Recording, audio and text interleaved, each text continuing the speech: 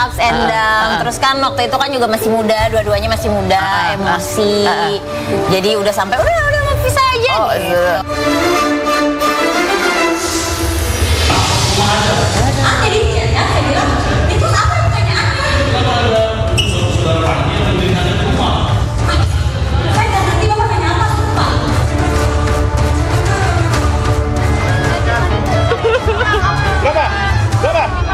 Apa kita London? Ngapain ya? Oke lah.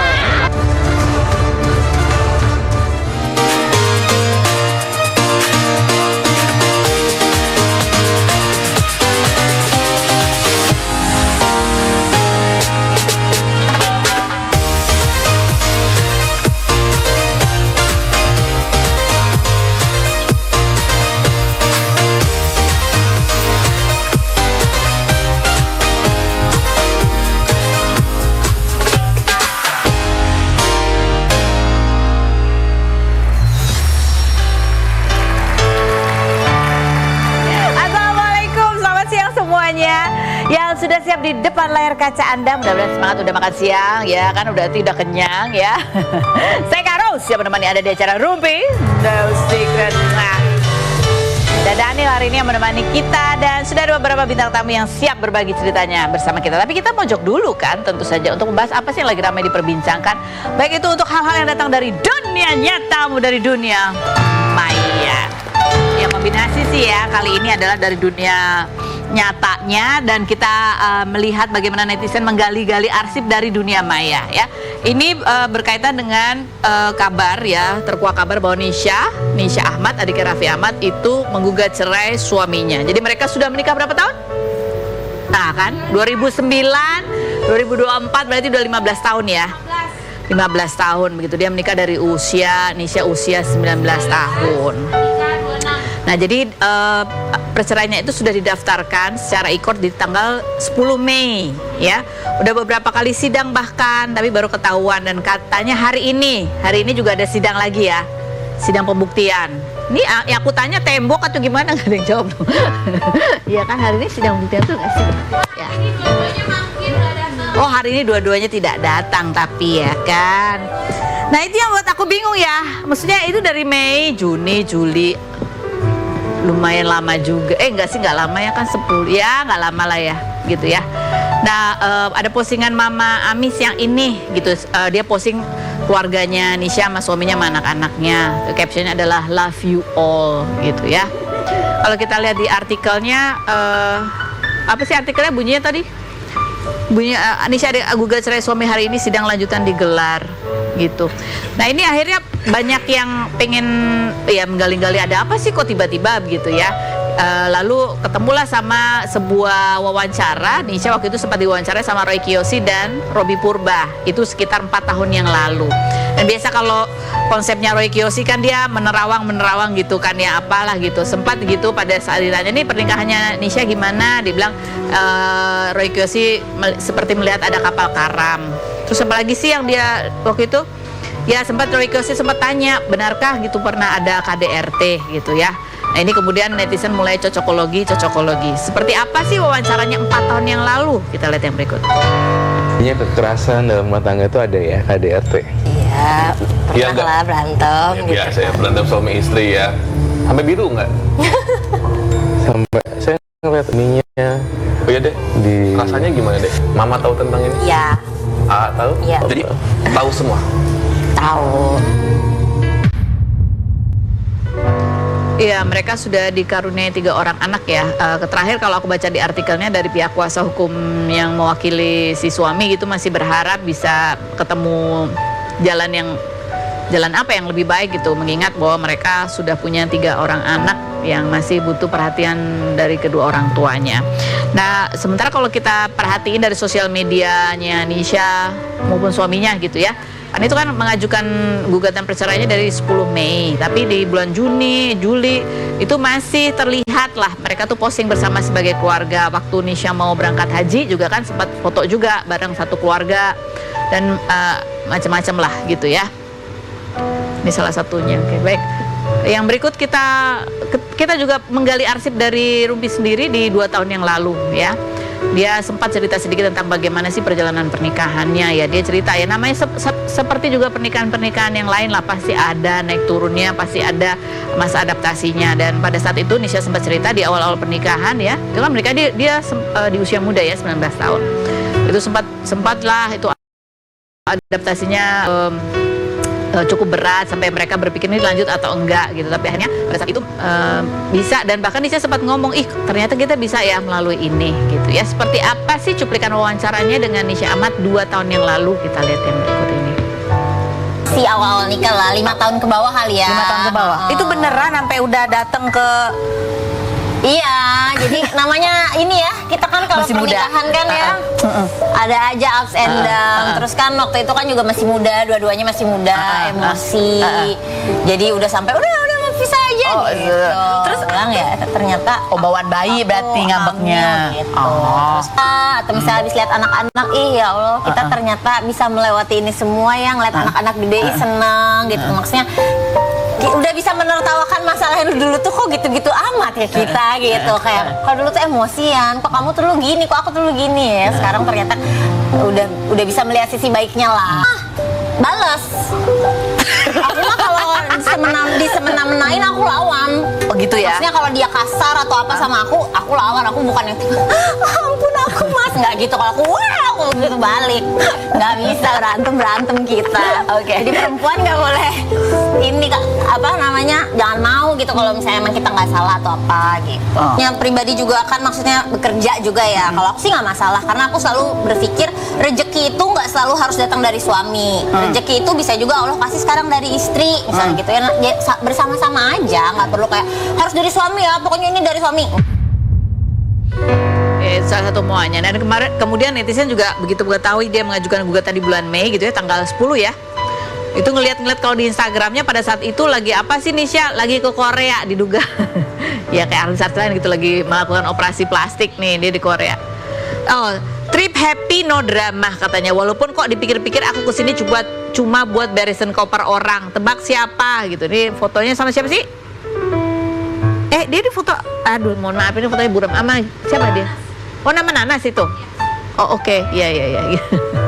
Ya gitu di sini ya. Namanya kalau di sosial media kan nggak kelihatan apa-apa ya kan, kecuali yang ingin memang ditampilkan. Tapi ya begitulah, namanya juga pernikahan ya kan. Ya cukup sedih ya mendengarnya, 15 tahun menikah, banyak melalui berbagai macam hal, dan sekarang mereka melalui proses perceraian gitu. Komentar netizen coba kita baca yang berikut. Komentar netizennya, udah kagak usah negatif thinking, kita semua nggak tahu apa permasalahan mereka yang ada di dalam rumah tangganya. Kagak usah berasumsi ini itu tentang kakaknya kaya, sekarang udah cantik bla bla bla gitu. Yang berikutnya, shake shock gitu. Yang berikutnya, abis ini Raffi dikejar-kejar wartawan gitu. Yang berikutnya, nggak nyangka kirain adem ayem aja, jadi ingat waktu jadi WO pernikahannya mewah banget. Iya emang. Oh ini WO-nya yang 15 tahun yang lalu. Yang berikutnya, katanya pengusaha tambang kenapa dicerai, katanya gitu. Hubungannya apa pengusaha tambang? Oke, yang berikutnya, itu doang komentar. Ya udah, ya mudah-mudahan berpisahnya ya dengan kepala dingin gitu ya, supaya mereka tetap bisa co-parenting bareng. Kalau bisa rujuk, ya kita nggak tahu lah, kita doakan yang terbaik aja. Berikut kita kedatangan seorang bintang tamu, ini Diandra Marsha. Dia juga adalah seorang konten kreator, juga banyak membagikan kesehariannya, termasuk juga kesehariannya bersama sepupu-sepupunya yaitu Al, El, dan Dul. Kita lihat dulu profilnya berikut ini. Diandra Marsha, selebgram kelahiran 1998 yang kerap membagikan konten mengenai skincare dan makeup ini merupakan keponakan Maya Estianti sekaligus sepupu dari Al Ghazali, El Rumi, dan Dul Jailani. 26 Juli kemarin, ia menghadiri pernikahan Aliyah dan Thorik dan memposting foto dengan Al Ghazali, Alisa The Guys, El Rumi, serta Syifa Haju. Di mana sebelumnya sempat ramai Al-Rumi yang dikabarkan menjalin hubungan dengan Syifa Haju, hingga pernyataan Maya Estianty soal pacar El adalah perempuan yang dibawa ke pernikahan Thorik dan Alia. Dan benar bahwa El membawa Syifa Haju, bahkan banyak beredar video kedekatan mereka. Selain itu, Al-Ghazali juga dikabarkan balikan dengan Alisa setelah sempat putus pada 2022 lalu. Serta Dul yang pada 24 Juli kemarin merayakan ulang tahun kekasihnya Tisa Biani di Gunung Prau. Seperti apa kedekatan Diandra dengan ketiga sepupunya? Dan bagaimana tanggapan Diandra terhadap hubungan El-Rumi dan Syifa Haju? Saksikan kisah selengkapnya hanya di Rumpi No Secret. Baik, kita sudah bersama dengan Diandra. Hai Diandra. Halo. Terima kasih sudah hadir loh Diandra. Kita lihat ini ya artikelnya tentang Diandra, 7 potret Diandra keponakan Maya yang cantik dan dekat dengan Al, El, dan Dul gitu ya. Kita lihat dulu seperti apa sih video yang juga pernah dibagikan oleh Diandra bersama sepupu-sepupunya berikut ini.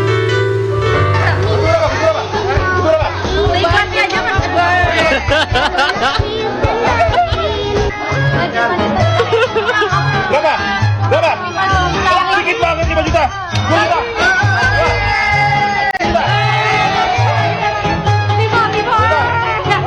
Ngapain kita London? Ngapain ya? Coldplay lah. A day in my life ke UK nonton Coldplay part 1. Kita berangkat dari Soekarno-Hatta, pas udah landing kita ketemu sama El yang udah mendarat duluan. Habis itu kita OTW langsung ke Airbnb-nya. A day in my life nonton Coldplay. Karena Coldplay-nya di Manchester, jadi kita harus naik kereta dulu. Ini fun fact, kita akhirnya semua nangis. Ini footage-nya. Al nangis, terus ini El nangis, dan akhirnya waktu Yellow main nih aku nangis. Oke. Ini karena beda umurnya pas gitu ya, tahunnya selang-seling gitu Iya. ya. Kamu antara El lahir duluan, habis itu kamu. Al 97, aku 98, L 99, Dul 2000. Udah. Jadi pas tahun itu nenekku kayak tiap tahun punya cucu. Oh iya.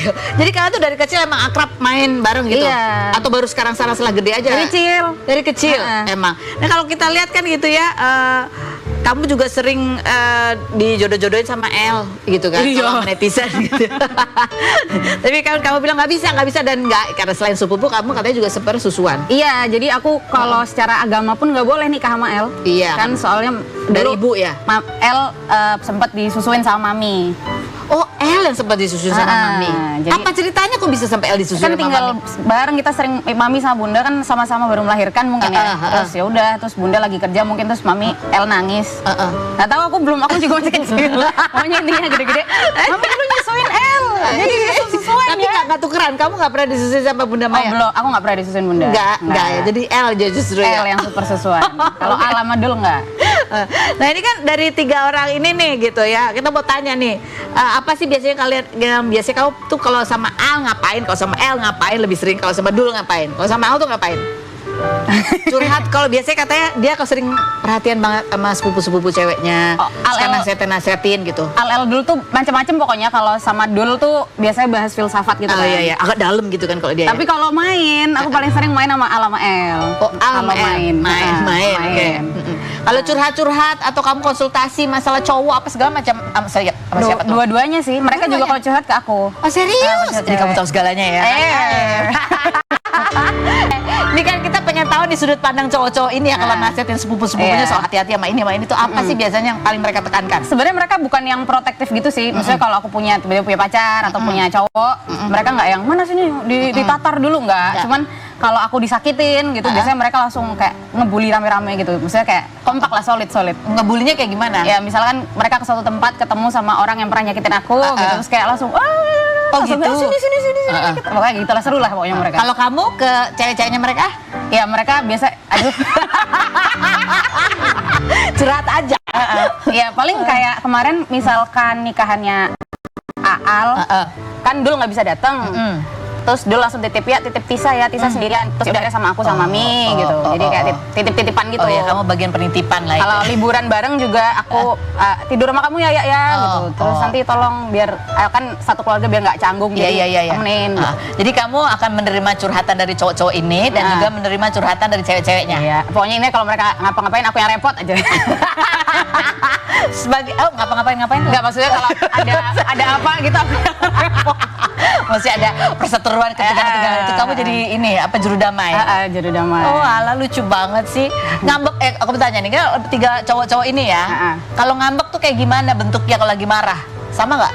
Mereka jarang marah sih. Kalau sama ceweknya, Al misalnya, lagi ngambek tuh gayanya apa? Biasanya kalau mereka berantem aku pasti nggak di sana.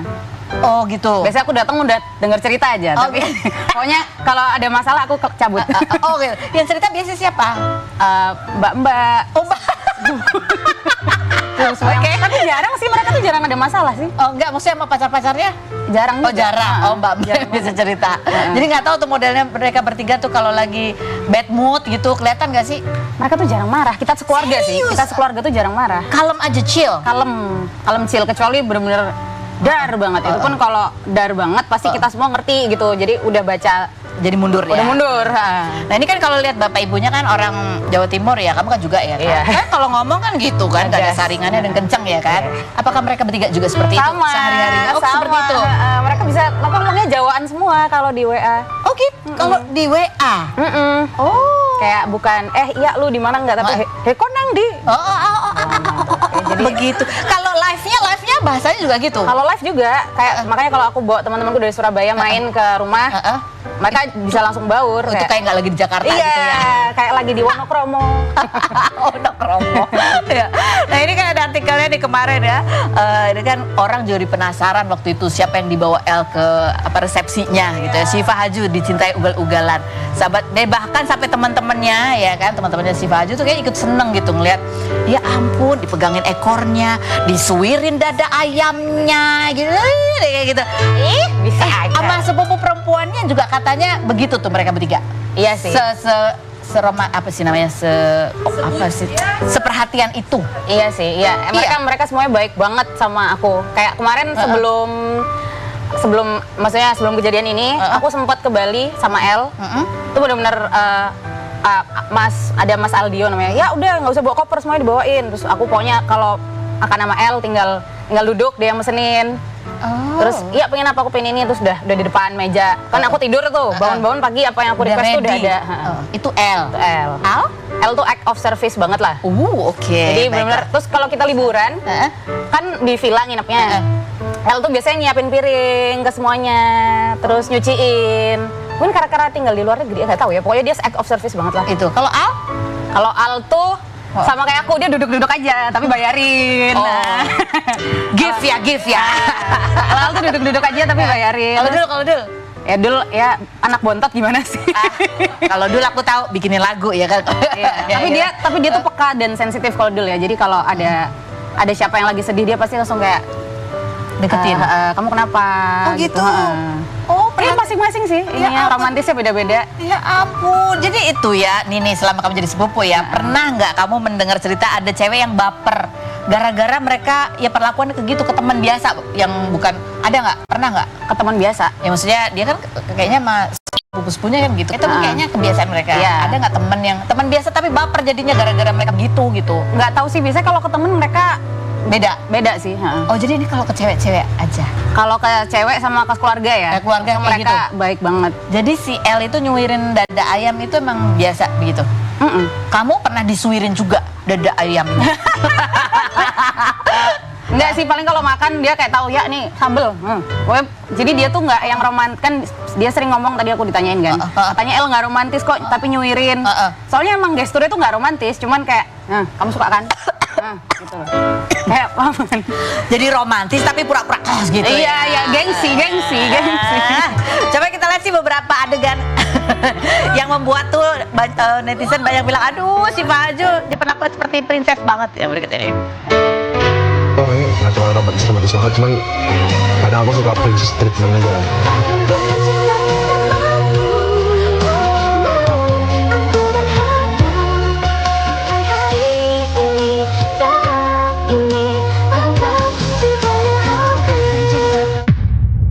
Ya ampun, gatel aja digarukin ya alisnya ya, udah dapat duit kan?